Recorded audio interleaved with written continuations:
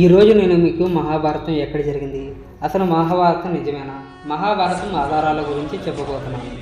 అసలు మహాభారతం ఎలాంటిదంటే, ఈ యుద్ధంలో సామాన్య మానవులతో పాటు సాక్షాత్తు దేవుడి ముందే జరిగిన యుద్ధం. కురుక్షేత్రంలో జరిగిన ఈ మహాయుద్ధం 18 రోజుల పాటు జరిగింది. ఈ యుద్ధంలో 100 మంది కౌరవులతో పాటు భీష్మ పితామహుడు, దానవీర సూరకర్ణుడు వంటి వీరులు ప్రాణాలు కోల్పోతారు. వీళ్ళే కాకుండా ధర్మానికి అధర్మానికి జరిగిన యుద్ధంలో సుమారు 80 లక్షల మంది సామాన్యులు పాల్గొన్నారు.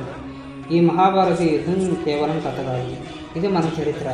అసలు ఈ యుద్ధం ఎప్పుడు జరిగింది అంటే, సుమారు క్రీస్తుపూర్వం 3137 సంవత్సరంలో ఈ మహాభారత యుద్ధం జరిగింది. ఈ విషయం భగవద్గీతలో ఉంది. పంచపాండవుల్లో ఒకరైన అర్జునుడు యుద్ధానికి బయలుదేరేటప్పుడు రథసారథిగా ఉన్న కృష్ణుడిని తన ఆలోచనల గురించి, తన సందేహాల గురించి పంచుకుంటాడు. అసలు ఈ యుద్ధం ఎందుకు చేయాలి, తన నైతిక బాధ్యతలు ఏంటి అని కృష్ణుడు అడగగా కృష్ణుడు ఎలా బదులిస్తాడు. మీకు ఈ వీడియో నచ్చితే లైక్ చేసి సబ్స్క్రైబ్ చేయండి మావా.